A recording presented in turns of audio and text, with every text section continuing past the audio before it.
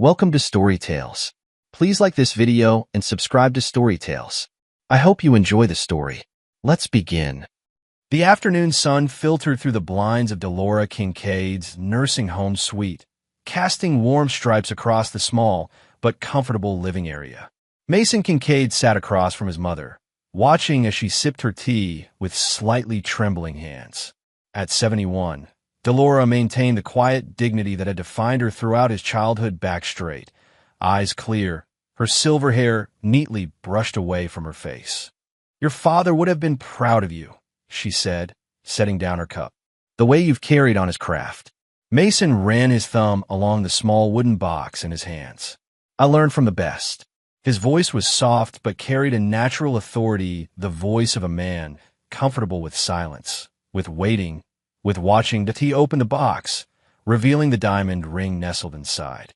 Even in the subdued light, it captured and refracted every beam, sending prisms dancing across the walls. Unlike mass-produced jewelry, this piece told a story in its asymmetrical perfection. His father had carved it by hand over months, the setting itself telling a story of meticulous care. 590,000, Mason said, not as a boast, but as a statement of fact. That's what the appraiser said it's worth now. Delora shook her head. Numbers. Your father never cared about that. She reached for the ring, but didn't touch it, hovering her fingers above it like it might burn her. He said it was worth every hour he put into it. Every night, he stayed up late working while I slept. Mason lifted the ring from its case. The diamond caught the light, throwing fractured rainbows onto his mother's wrinkled face. "It's your birthday next week. I want you to wear it." "Oh, Mason, I couldn't possibly. Dad wanted you to have it," he insisted, his voice gentle but firm. "He made it for you, not to sit in a safe." Delora's eyes watered as Mason slipped the ring onto her finger. It fit perfectly, just as his father had designed it to. Mason knew every curve and angle of that ring. He'd watched his father create it, had studied the techniques himself, though he'd never attempt to replicate something so personal. "Thank you," she whispered, turning her hand to watch the diamond sparkle. "I'll take good care of it. I know you will." Mason squeezed her hand, careful not to disturb the ring. "Dad's legacy is safe with you." The drive home took Mason through Denver's quiet suburbs, rows of similar houses with manicured lawns fading into the gathering dusk. By the time he pulled into his driveway, the windows of his craftsman-style home glowed with warm light. For a moment, he sat in his truck, observing the house, the hand-carved porch railings he'd installed himself, the custom door he'd spent 3 months perfecting. He found Leona in the kitchen, chopping vegetables with quick, precise movements. At 34, she remained as striking as the day they'd met, dark hair falling in waves past her shoulders, her movements fluid and graceful. She glanced up when he entered, offering a smile that didn't quite reach her eyes. "How's Delora?" she asked, returning to her chopping. "Good." She loved the ring. Mason washed his hands at the sink, stealing a sideways glance at his wife. Something about her felt different lately, a tension in her shoulders, a distance in her gaze. "That's nice." Her phone buzzed on the counter. When she didn't immediately check it, it buzzed again, insistent. "You can get that," Mason said, reaching for a towel. "It's nothing." Leona swept the chopped vegetables into a bowl. "Just work." They moved around each other in the kitchen with the practiced choreography of a decade-long marriage. Mason set the table while Leona finished preparing dinner. When they finally sat down, Leona's phone buzzed once more. This time, she slid it from the counter into her lap, thumbs moving quickly under the table. Mason noticed but said nothing. He wasn't one for confrontation. He preferred to observe, analyze, understand before acting. It was the same approach he took with his woodworking. Measure twice, cut once. "I was thinking," Leona said, setting down her fork, "maybe we could take a trip somewhere. Break out of the routine." "What did you have in mind?" Mason asked, genuinely curious. It had been a while since Leona had suggested they do anything together. She shrugged, her gaze drifting toward the window. "I don't know. Somewhere different. Somewhere not here." The silence stretched between them, filled with unspoken words. Mason watched her the way she avoided his eyes, The slight tap of her foot against the floor, the subtle glances at her phone. Is everything okay? He finally asked. Leona's smile was tight. Of course. I'm just tired of the same quiet, predictable life day after day. She reached for her wine glass. Don't you ever want something more exciting? Mason considered her question carefully. I find excitement in different places, I guess. In creating something new. Solving problems. She nodded, but he could see she wasn't really listening. Her thoughts were elsewhere, traveling down paths he couldn't follow. Under the table, her phone lit up again. 3 days later, Mason drove to visit his mother again, carrying a small potted orchid, a belated birthday gift, to accompany the ring. The nursing home was busy that morning, staff hustling through the hallways with breakfast trays and medication carts. Dolores sat in her favorite armchair by the window, a book open in her lap. She looked up when Mason entered, her face brightening. There's my boy, she said, setting the book aside. Mason leaned down to kiss her cheek. How are you feeling today? Can't complain, she said, though the shadows under her eyes suggested otherwise. Mason set the orchid on her windowsill, adjusting it to catch the morning light. The ring, he said, noticing her bare hands. You're not wearing it? Dolores' smile faltered. Oh, Leona came by yesterday. Said she wanted to get it cleaned for me, as a surprise. She patted his hand. So thoughtful of her. Mason kept his expression neutral, though something cold settled in his stomach. Leona came here. Yes, around lunchtime. She said the ring needed a special cleaning solution, something about the setting. Delora tilted her head. Didn't she tell you? Must have slipped her mind, Mason said, his voice carefully even. Did she say when she'd bring it back? No, but I'm sure it will be soon. Delora squeezed his hand. Don't worry so much. That ring is in good hands. Mason nodded, already mentally cataloging the facts. Leona hadn't mentioned visiting Delora. She'd said she was having lunch with co-workers yesterday. He remembered because she'd come home later than expected, her cheeks flushed, smelling faintly of wine. He stayed with his mother for another hour, discussing her book, avoiding any further mention of the ring. When he finally left, his mind was already analyzing the situation, turning over possibilities with methodical precision. Like a tea home. He found Leona in the backyard, stretched out on a lounge chair with a magazine.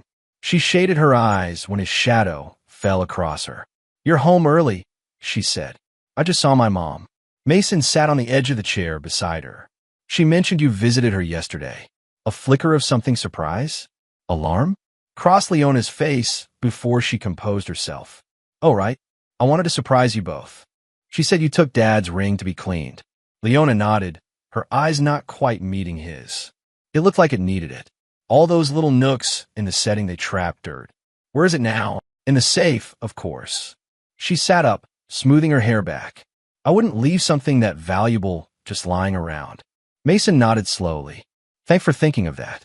Mom really treasures that ring. I know. Leona stood, gathering her magazine and empty glass. I'm going to start dinner. Chicken okay? Perfect, Mason said, watching her retreat into the house. That night, after Leona had fallen asleep, Mason slipped out of bed and made his way to the home office. The wall safe was hidden behind a painting, one of the few non-practical indulgences he'd allowed himself when building the house. He entered the combination, his fingers moving from memory in the darkness. The safe door swung open silently. Mason reached inside, feeling for the familiar shape of the ring boxed. IT wasn't there. He ran his fingers along every inch of the safe's interior, checking twice to be certain. The safe contained their passports, some cash, important documents, but no ring. No wooden box. No $590,000 family heirloom. Mason closed the safe and returned the painting to its position with careful, deliberate movements. He stood in the dark office for a long moment, his mind cycling through explanations, each more troubling than the last. The next day passed in a haze of forced normalcy. Mason went to his workshop, worked on commissioned pieces, came home, ate dinner with Leona. He watched her the way she checked her phone more frequently, the nervous energy in her movements, the way she talked about nothing important to fill the silence. He waited until she left for her yoga class before he began his search. He started in the bedroom, methodically checking drawers, closets, shoe boxes, anywhere the ring might be hidden. When that yielded nothing, he moved to the rest of the house, careful to leave everything exactly as he found it. In the home office, Leona's laptop sat on the desk. Mason hesitated only briefly before opening it. The screen prompted for a password. He tried the one she'd used for years, her mother's maiden name and birthday. Access denied. He tried 3 more combinations before the correct one worked. Wes and Leo 2024 got a name he didn't recognize. This year's date. Mason's expression remained impassive as he navigated through her files. In her email, he found what he was looking for. A bank notification confirming a transfer of $587,000 to an account he didn't recognize. The date matched the day she'd visited his mother. $3,000 less than the ring's appraised value, likely a fee for a quick, no-questions-asked sale. He clicked further and found a confirmation email for a reservation at a place called Ananda Retreat in Bali, Indonesia. 2 guests. Departure date, next week. Then he saw the chat window minimized at the bottom of the screen. He opened it to find a conversation with someone named Wes Murrow. The most recent message, sent yesterday. Can't wait to start fresh with you. The ring was the final sign. Mason scrolled up through the conversation, putting together the pieces. Wes, the yoga instructor Leona, had been seeing for the past 6 months. Wes, who'd been slowly convincing her that she deserved more than her boring life.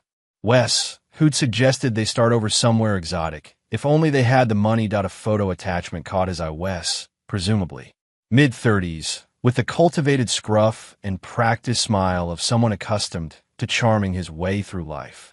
The kind of man who exuded an aura of spirituality while calculating dollar amounts.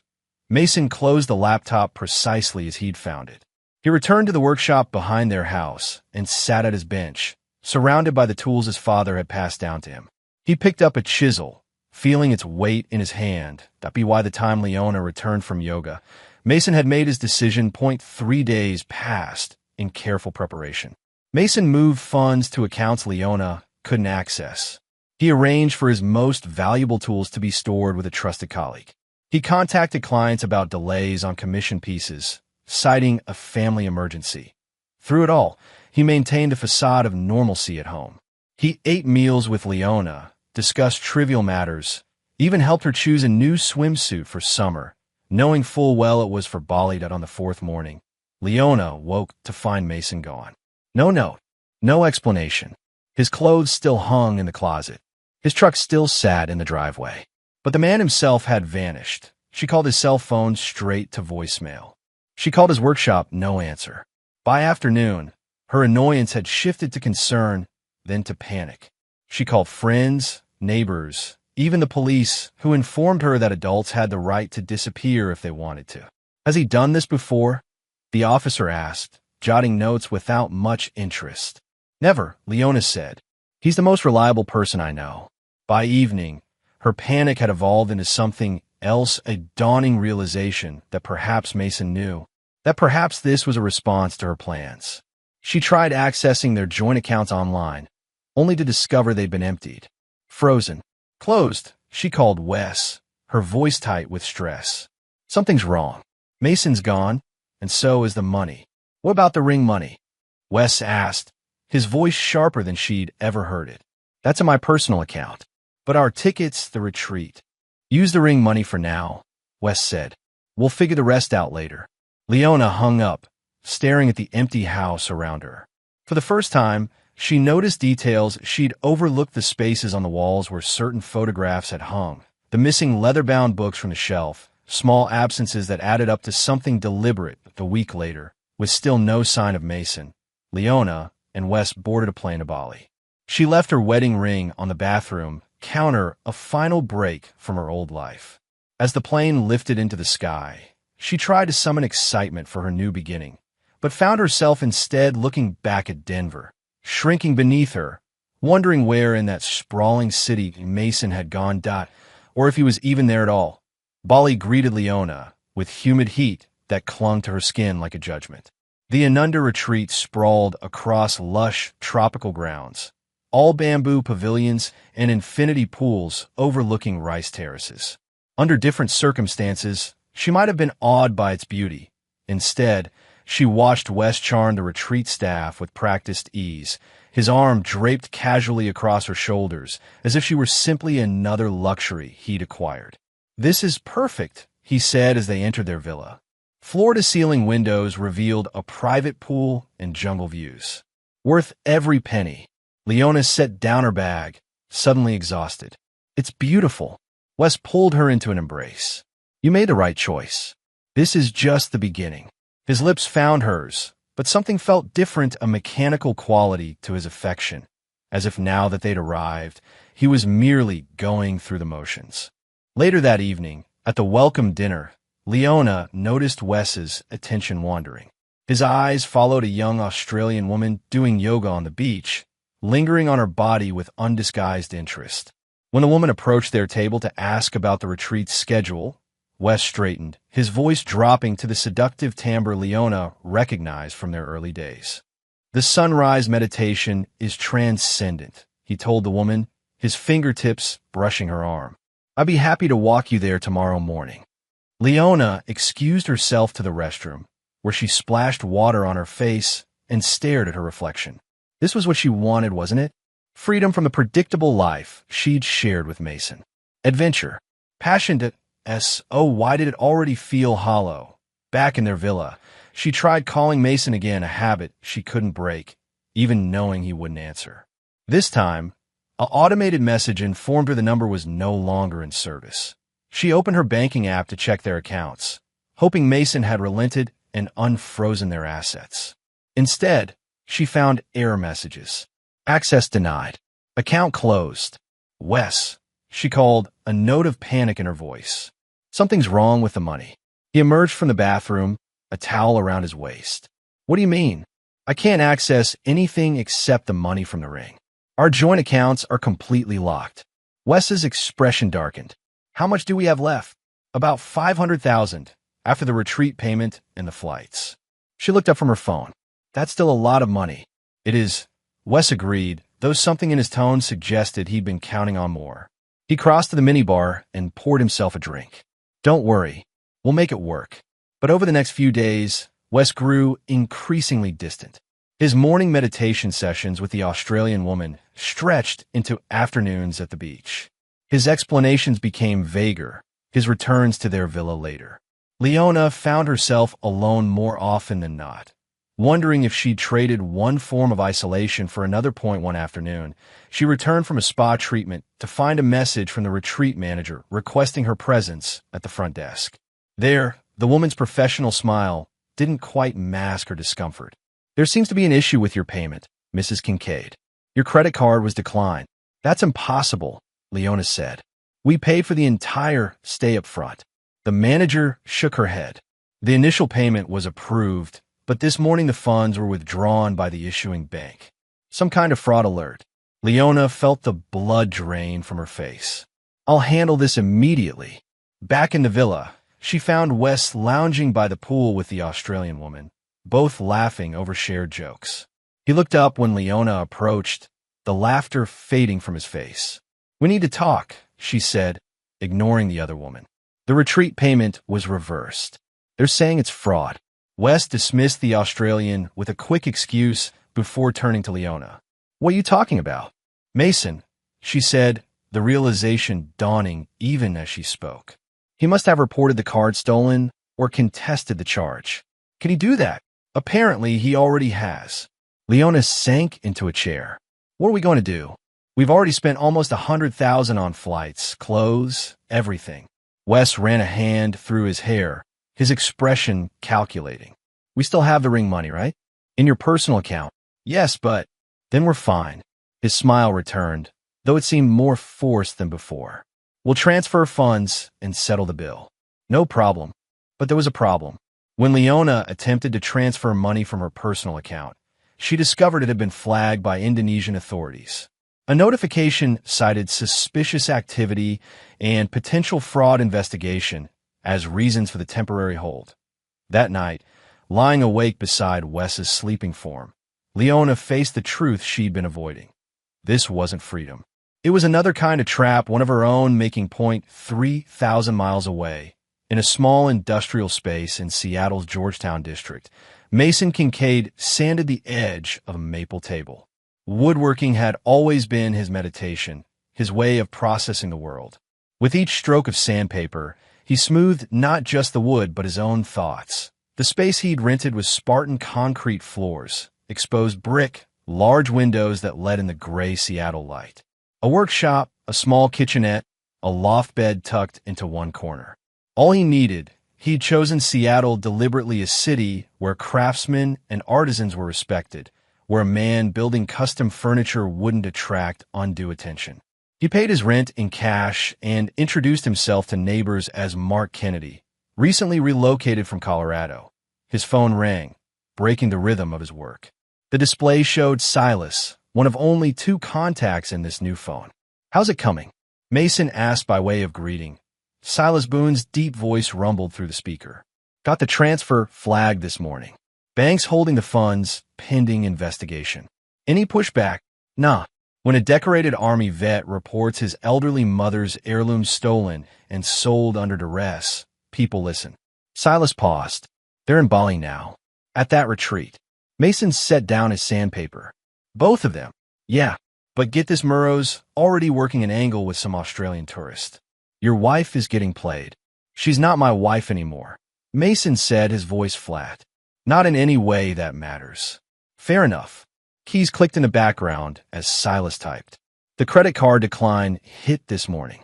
Retreat management is getting nervous." "Good." Mason picked up a chisel, turning it in the light. "And the other matter? Romy's on it. She's making contact tonight." Mason nodded, though Silas couldn't see him. "Keep me posted." After hanging up, Mason returned to his work, losing himself in the grain of the wood. He'd met Silas Boone during his brief stint in the Army Reserve, a mountain of a man with a genius for systems and security. After leaving the service, Silas had built a reputation as someone who could navigate the invisible architecture of modern life, digital footprints, financial systems, the web of data that defined a person. As for Romy Dane, she owned a bar near Seattle's waterfront, a former tech worker who'd cashed out early and preferred the honest interactions of bartending to the artifice of corporate life. She had a network of contacts across industries and a knack for extracting information from unwitting subjects. Mason hadn't planned to involve others in a situation. He'd intended to simply disappear, to cut his losses and start over. But when Silas had tracked him down, "Your exit strategy needs work, man," he found himself sharing the whole story over whiskey in Romy's bar after closing time. "So let me get this straight," Romy had said, her dark eyes sharp with interest. "Your wife stole your mother's ring, sold it, and is running off with some yoga instructor to Bali?" Mason had nodded, taking a sip of his drink. "And your plan is to—" "What?" "Just let them get away with it. I'm out. That's enough." Romy had exchanged a look with Silas. "No, it's not. They took more than money from you." And so the plan had evolved not about revenge, Mason told himself, but about justice, about consequences, about ensuring that actions had appropriate reactions. Now, as he shaped wood into something beautiful and functional, Mason allowed himself a small smile. The web was tightening, and neither Leona nor her yoga instructor had any idea they were trapped in it. Romy Dane adjusted her blouse in the bathroom mirror of her Seattle apartment, practicing the vapid smile she'd need for tonight's performance. At 39, she had the confident beauty of a woman who'd never cared much for conventional standards, her dark hair cut in a sharp bob, her eyes lined with precise black strokes, her lips a deliberate red. Her phone buzzed with a text from Silas. "Target online. Green light." Romy picked up her laptop and settled onto her couch, opening the dating app they'd identified as Wes Murrow's hunting ground. Her profile, Rebecca Davies, 41, tech executive, featured carefully curated photos that suggested money and naivety in equal measure. The perfect prey. Sure enough, within minutes of going active, a message appeared from Wanderlust Yogi. "Your energy radiated through my screen. We should connect." Romy suppressed an eye roll and began typing her response, crafting the persona of a wealthy, spiritual, curious divorcee looking for meaning. Their conversation flowed with practiced ease, Wes clearly following a script he'd used many times before, Romy feeding him exactly the responses he sought. Meanwhile, across town, Silas hunched over multiple screens in his apartment-turned-command center. He'd spent weeks building a profile of Wesley Murrow, piecing together a history of similar scams across 3 continents. The pattern was always the same: target wealthy women, especially those in vulnerable transitions, divorce, empty nest, career change. Seduce them with spiritual platitudes and focused attention. Convince them to invest in opportunities or fund new beginnings. Then disappear. What made this case different was Leona. Wes typically avoided married women, too complicated, too many potential obstacles. But Leona had pursued him, making herself the perfect mark through her own discontent. Silas forwarded his findings to Mason, along with the transcript of Romy's ongoing conversation with Wes. The yoga instructor was already hinting at a unique investment opportunity in sustainable bamboo construction. The same pitch he'd used in Thailand last year, before vanishing with a British widow's retirement fund. In his Seattle workshop, Mason received the updates with grim satisfaction. He wasn't surprised by Wes's history men like that followed predictable patterns.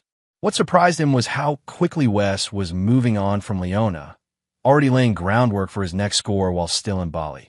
Mason opened his phone's gallery, swiping to a photo Silas had sent earlier that day, a surveillance shot from the retreat showing Leona sitting alone by the pool, her expression lost, her posture deflated. For a moment, something like pity stirred in him. Then he remembered his mother's face when he'd had to tell her the ring was gone. That he closed the photo and returned to his current project, an intricately carved wooden box with hidden compartments and a false bottom.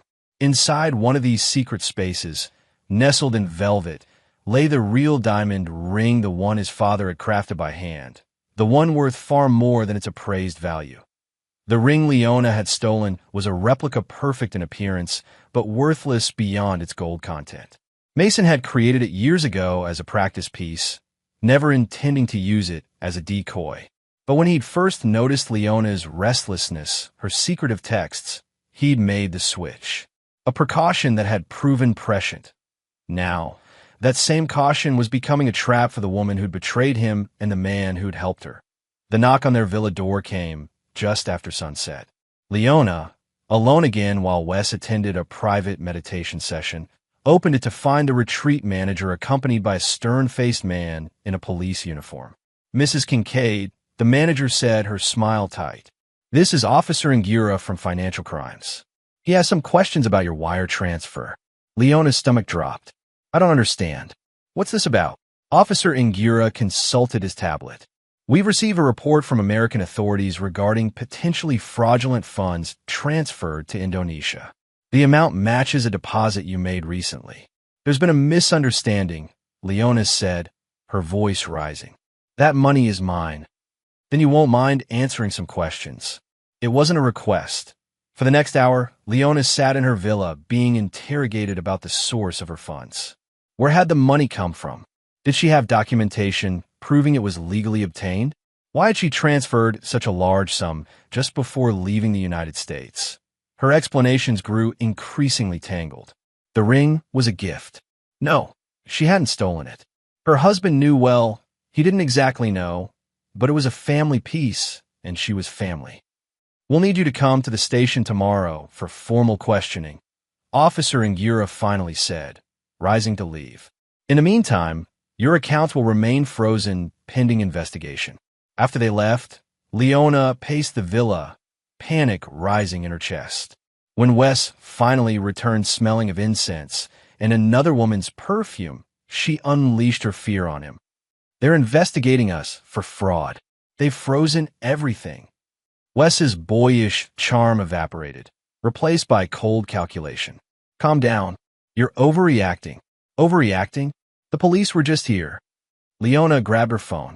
"We need to call a lawyer or the embassy or—" Wes snatched the phone from her hand. "And tell them what? That your husband caught us stealing his mother's ring? That we're here on stolen money?" "It wasn't stolen," Leona insisted, though her voice lacked conviction. "The ring was family property. Tell that to the Indonesian police." Wes poured himself a drink.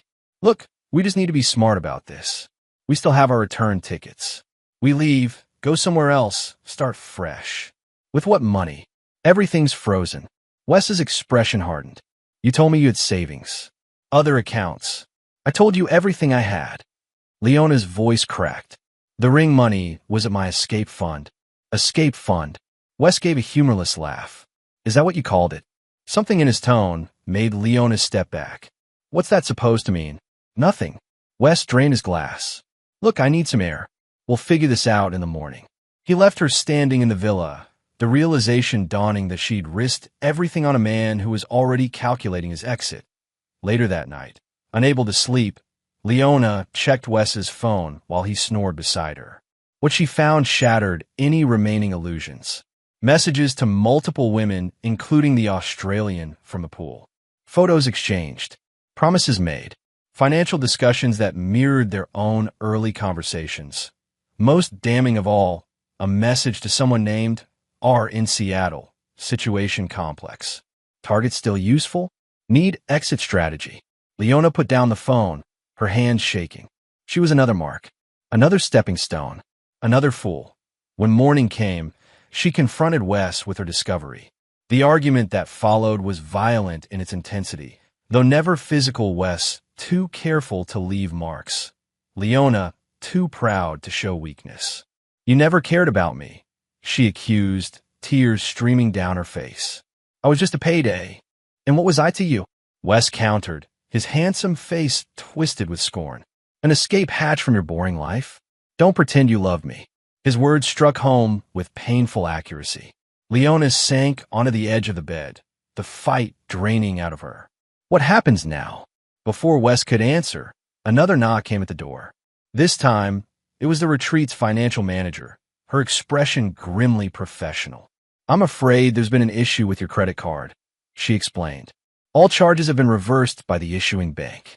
You'll need to provide alternative payment immediately or vacate the premises. Wes stepped forward with his practiced charm. There's been a misunderstanding. We can clear this up. Additionally, the manager continued, addressing Leona directly. Local authorities have requested that you remain in Bali pending their investigation. Your passports will be held at the police station until the matter is resolved. After she left, Wes and Leona stared at each other in stunned silence. This is your fault, Wes finally said, grabbing his duffel bag and beginning to pack. You assured me the money was clean. Where are you going? Leona asked, watching him stuff clothes haphazardly into the bag. They have our passports. I have contacts, he said vaguely. People who can help with these situations. Leona laughed bitterly. Of course you do. And what about me?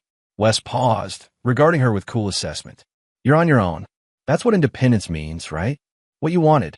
He left without looking back, taking with him what little cash they had left. Leona sat alone in the villa as the tropical sun climbed higher, illuminating the ruins of her new beginning. Mason sat with Silas and Romy at a corner table in her closed bar, reviewing the latest developments. Rain pattered against the windows, casting shifting shadows across their faces in the dim light. The fraud investigation is proceeding, Silas reported, scrolling through his tablet. Indonesian authorities are cooperating fully with the Denver police. And Murrow? Mason asked. Romy smiled, a sharp expression with little warmth. Took the bait. He's been messaging Rebecca about his situation, claims he's helping a friend through a spiritual crisis, but needs to return to the States urgently. She turned her phone to show Mason the conversation. He's asking for help with travel expenses. Says he can offer exclusive investment opportunities in return. Mason nodded, his expression unchanged. And Leona? Stranded, Silas said. No passport, no money, hotel, threatening eviction. He hesitated before adding, she tried calling your mother yesterday. Mason's jaw tightened. What did she want? To apologize, supposedly. The nursing home blocked the call, as instructed. The three fell silent, the only sound the gentle clink of ice melting in their glasses. Finally, Romy leaned forward. It's time for phase 2, she said. The exposure. Mason considered this, turning his glass slowly on the table. Proceed. The next morning, Denver woke to a social media storm. Anonymous accounts had posted screenshots of text messages between Leona and Wes' intimate conversations, plans to sell the ring, discussions of their future together. Each post tagged local news outlets, business associates, friends from her yoga studio. Simultaneously, a sympathetic profile of Delora Kincaid appeared in the local newspaper, an elderly woman betrayed by her daughter-in-law, her cherished heirloom stolen and sold.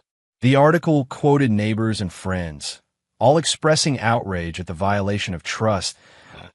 Mason's absence was noted, but deliberately left mysterious. Mr. Kincaid could not be reached for comment. The article stated, adding weight to the narrative of a man devastated by betrayal that BY afternoon. Leona's name was trending locally on social media. Former friends distanced themselves. The yoga studio where she'd met Wes issued a statement disavowing any knowledge of their instructor's inappropriate relationship, and the art gallery where she occasionally worked removed her name from their website. In his Seattle workshop, Mason received regular updates, but took no pleasure in them. This wasn't about humiliation, it was about consequences, about ensuring that actions had weight and meaning, about preventing Leona and Wes from simply walking away from what they'd done. He returned to his current project, a sculpture carved from a single piece of black walnut. From certain angles, it resembled a heart. From others, shattered glass. Within its core, invisible from the outside, he constructed a small chamber perfectly sized for his father's diamond ring. The buyer's lawsuit arrived while Leona was still in Bali, fighting to have her passport returned. A formal document delivered to the retreat by courier, it detailed accusations of fraud and misrepresentation. The diamond ring she'd sold for nearly $600,000, the ring that was supposed to fund her new life, was a fake. Gold and cubic zirconia, expertly crafted but essentially worthless. The buyer, a jewelry collector from Singapore, demanded full restitution plus damages. His lawyers had already begun civil proceedings and were cooperating with Indonesian authorities on potential criminal charges. Leona read the document 3 times, each pass revealing new horrors. The lawsuit included a gemologist's report, photographs comparing the fake to historical images of the original, even a handwriting analysis suggesting she had knowingly misrepresented the item. Mason. It had to be.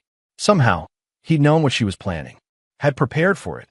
She thought back to his workshop, to the hours he spent alone crafting pieces no one else would ever fully appreciate, to his patient hands and quiet focus, to the way he solved problems not with confrontation but with careful planning and precise execution. For the first time, Leona understood the man she'd married and the depth of what she'd thrown away. Her Indonesian lawyer, a harried woman paid for with borrowed money from the American consulate, delivered the final blow during their meeting. They're dropping the fraud investigation, she announced, shuffling papers. Leona's relief was short-lived. Instead, they're charging you with attempting to sell counterfeit goods. The lawyer adjusted her glasses. It's actually worse. The potential sentence is longer. But I didn't know it was fake. Leona protested. The lawyer's expression was skeptical. The evidence suggests otherwise. Your husband has provided a sworn statement that the original ring remains in his possession, that the piece you sold was a practice replica he created years ago. Mason gave a statement. You've spoken to him. Not directly. His attorneys submitted documentation. The lawyer hesitated. There's more. Your visa expires next week. Under normal circumstances, you would simply be deported. However, with criminal charges pending, Leona closed her eyes. I could go to prison here. Yes, unless we can reach an agreement with the prosecutors. The lawyer tapped her pen against the desk. They might be willing to deport you immediately if you plead guilty and agree to pay restitution. With what money? Everything I have is frozen or gone. The lawyer shrugged. Perhaps your family can help. Leona laughed bitterly. The only family I have left is the man I betrayed. 3 days later, after signing documents admitting guilt and agreeing to a payment plan she had no means of fulfilling, Leona boarded a plane back to the United States. She was officially being deported, a final humiliation captured by waiting reporters in the Bali airport, tipped off by an anonymous source. The story had spread beyond Denver now, picked up by national outlets as a cautionary tale of infidelity, elder abuse, and justice served cold. Strangers recognized her in the airport. Their whispers and stares following her onto the plane. Seattle's rain had given way to crisp autumn sunshine the day Mason received confirmation that Leona had returned to the U.S. He stood at his workshop window, turning his phone in his hand, considering the final phase of his plan. "She's back," Silas had texted, staying at a budget motel outside Denver. "Broke, no job prospects, lawyers circling." Mason sent back a single word: proceed. Across the country, Leona returned to a life dismantled. The house she'd shared with Mason had been sold, the contents either moved or auctioned. Her personal items had been packed into boxes and placed in a storage unit the rental paid for 3 months, after which everything would be disposed of. Her friends didn't return her calls. Former colleagues crossed the street to avoid her. The online hatred had died down, but the damage to her reputation was complete. She was the woman who had stolen from an elderly woman, who had betrayed her husband for a con man, who had received exactly what she deserved. Wes had vanished completely. His social media accounts deleted, his phone disconnected. According to rumors, he'd fled to South America, though no one knew for certain. What was clear was that he'd never intended to wait for her, that she'd been replaceable from the start. With nowhere else to go, Leona drove to their house only to find new owners and residents. A young family with a moving truck still in the driveway, unloading furniture that would replace the pieces Mason had crafted by hand. She parked across the street, watching from a distance, wondering where he'd gone. Whether he'd taken the table he'd built for their first anniversary, the rocking chair he'd made when she'd mentioned wanting children someday, that a tap on her car window startled her. A postal worker stood outside, holding an envelope. "Are you Leona Kincaid?" he asked. She nodded, rolling down the window. "This was in the mailbox at your old address. The new owners asked me to deliver it if I saw you." The envelope was plain white, unmarked except for her name written in Mason's precise handwriting. Inside was a single sheet of paper containing just one line: "Your piece cost my legacy. Now you'll live without both. M.K." No address, no phone number, no way to find him, no way to explain or apologize or make amends. Just the cold finality of a door closed forever. Leona drove back to her motel room and sat on the edge of the bed, the note clutched in her hand. Outside, the sun set over the mountains, casting long shadows across the parking lot. In the growing darkness, she finally understood what she'd truly lost: not just Mason, but the shelter of being truly known by another person, of being accepted despite flaws, of having roots and history and connection, all traded for a fantasy that had evaporated like morning mist. The plea deal Leona accepted gave her community service instead of jail time, 200 hours volunteering at a senior center in Denver. A calculated irony she recognized immediately.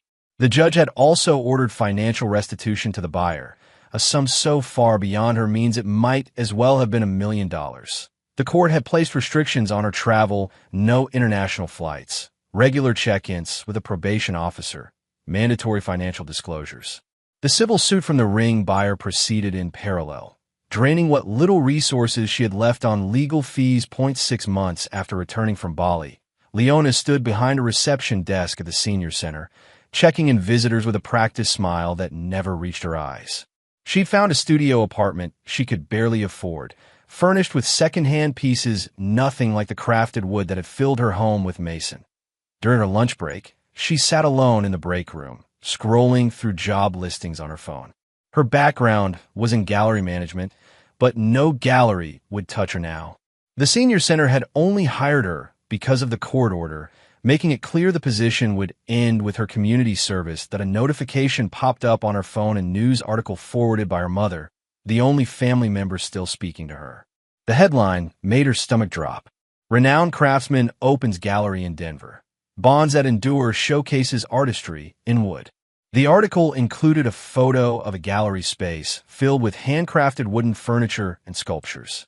Though Mason wasn't pictured, Leona recognized his work immediately: the distinctive joinery, the way he balanced function and form. The hidden details only the owner would ever discovered he was back in Denver. Had been for weeks, according to the article.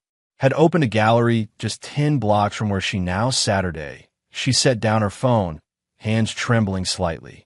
After months of dead ends trying to locate him, of messages unreturned and inquiries met with silence, he was here, close enough to walk to. That evening, instead of going directly to her apartment, Leona found herself standing across the street from Bonds That Endure. Through the large front windows, she could see an exhibition in progress, well-dressed people moving among Mason's creations, wine glasses in hand, admiring pieces that represented years of craftsmanship. Before she could lose her nerve, Leona crossed the street and entered the gallery. She wore sunglasses and a scarf around her hair, a flimsy disguise, but enough to give her courage. The space was crowded, allowing her to blend in as she moved from piece to piece. Each creation told a story. A dining table with intricate inlay depicting forest scenes. A rocking chair with arms carved to resemble flowing water. A cabinet whose doors, when opened at specific angles, created a shadow pattern of interlinked rings. Beneath the center of the main room stood a sculpture unlike anything Mason had created before, a piece of black walnut carved to suggest both strength and fragility, wholeness and fracture. A small plaque beside it read simply, "What remains?" As Leona stared at the sculpture, a familiar voice behind her made her freeze. It represents resilience. She turned slowly to face Delora Kincaid, looking healthier and stronger than she had in years. The older woman's eyes widened in recognition, then narrowed.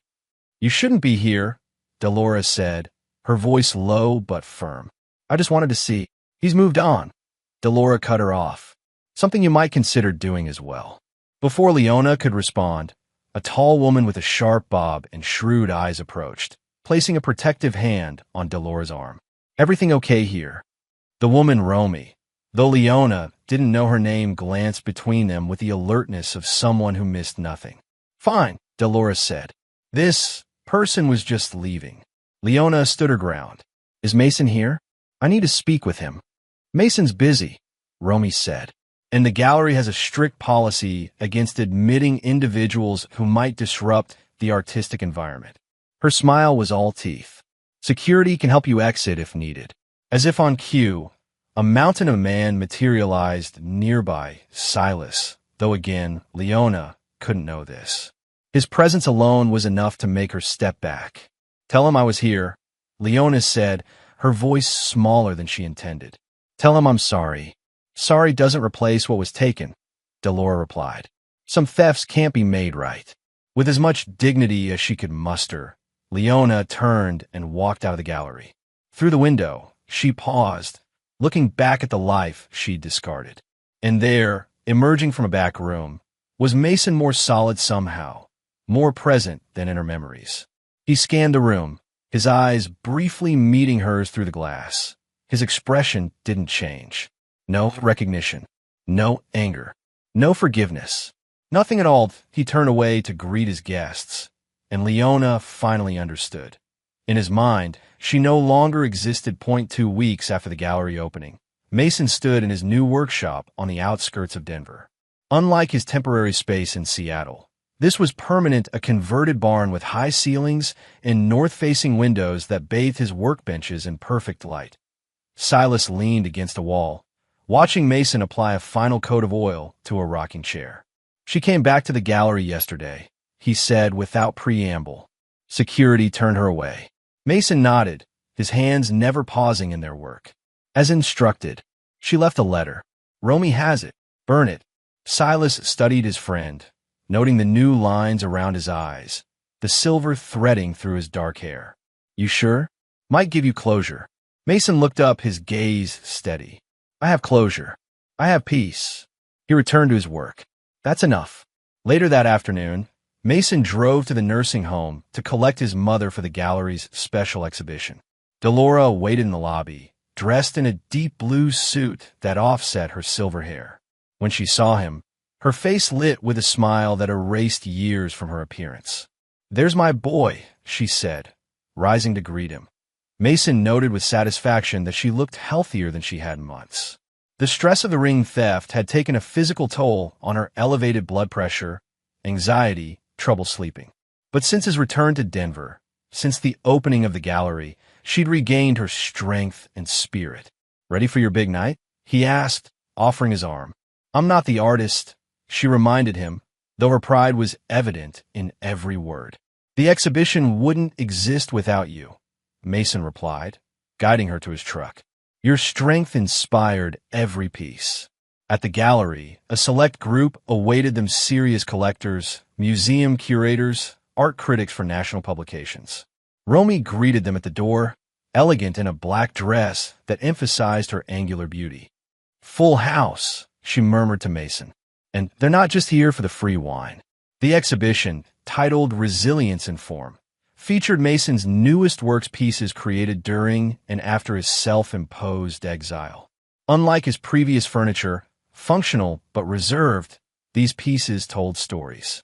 A coffee table with a crack running through its center, filled with golden resin. A set of nesting boxes that, when arranged correctly, created a complete image across their lids. A chair with one leg, slightly shorter than the others, balanced perfectly through a hidden mechanism. Each piece represents adaptation, Mason explained to the gathered crowd. The beauty that comes from responding to damage, from finding new forms of wholeness. As he spoke, he guided his mother to the center of the gallery, where a curtain concealed the exhibition's centerpiece.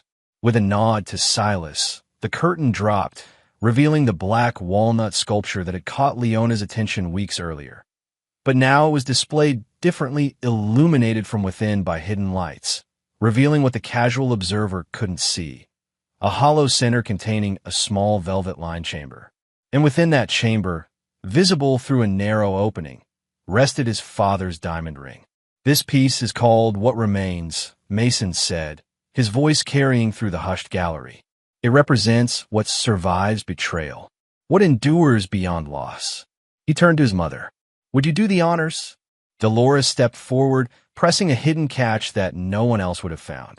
A section of the sculpture swung open, allowing her to retrieve the ring. With tears in her eyes, she slipped it onto her finger where it had always belonged. The crowd applauded, cameras flashed, and critics murmured appreciatively. Mason stood back, watching his mother bask in the moment, seeing his father's legacy restored and transformed. This was justice, not the punishment of those who had wronged them, but the reclamation of what truly mattered. The letter arrived at Mason's workshop on a Tuesday morning, delivered by a courier rather than regular mail. The envelope bore no return address, just his name in familiar handwriting. Mason set it aside, unopened, and continued working on his current commission, a dining set for a Silicon Valley executive who'd flown to Denver specifically to meet with him after seeing the exhibition. It was his third major commission that month, each commanding prices that would have seemed impossible a year. 8G, lunch. Romy stopped by with sandwiches and coffee. Her gaze fell on the envelope.